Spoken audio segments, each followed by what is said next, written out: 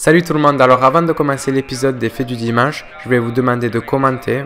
J'adore interagir avec vous dans les commentaires, donc surtout ne vous gênez pas. Et aussi d'activer la clochette pour être notifié de mes nouvelles vidéos. Alors l'imprimante 3D porte en elle de nombreux espoirs, notamment celui d'une nouvelle révolution industrielle. Peu encombrante et peu coûteuse vis-à-vis des moyens de production traditionnels, elle est potentiellement le moyen pour n'importe quelle personne de concevoir et de produire des objets usuels et disponibles en un rien de temps. Les débouchés sont multiples, santé, développement économique et tout simplement la création de la petite vis de substitution pour l'armoire de la salle à manger. Derrière cette expression encore confidentielle se cache un procédé assez simple, fabriquer des objets à partir de modélisation 3D créés sur l'ordinateur.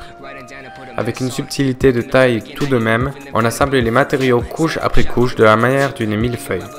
Grossièrement, l'objet en 3D est un assemblage de couches, comme s'il empilait des feuilles les uns sur les autres. En premier lieu, il convient de dessiner la forme souhaitée sur un logiciel de CAO, donc conception assistée par ordinateur. Les plans sont ensuite transmis à l'imprimante. Et la magie du logiciel, ça ne s'arrête pas là, l'imprimante est obligée de traiter cette modélisation 3D conformément à la logique de fabrication additive, c'est-à-dire découper la modélisation 3D en couches 2D. Un nouveau logiciel prend alors le pas pour créer des découpes 2D et envoyer les instructions à l'imprimante. Autour de ces deux grandes fonctions, d'autres logiciels sont intégrés, notamment pour assurer la communication entre l'imprimante et l'ordinateur.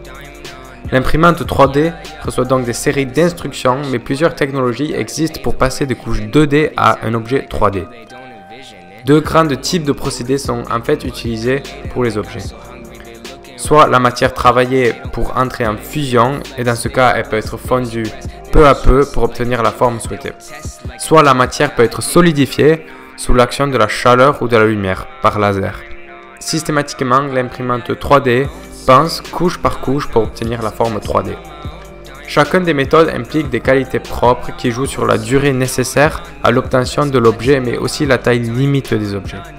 Alors merci beaucoup d'avoir regardé la vidéo, elle est un peu courte aujourd'hui, désolé, j'ai pas eu le temps d'en faire une très longue.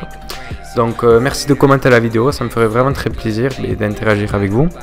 Et dites-moi des idées de top 10 ou de l'effet du dimanche, n'importe. Et aussi merci d'activer la clochette pour être notifié de mes nouvelles vidéos.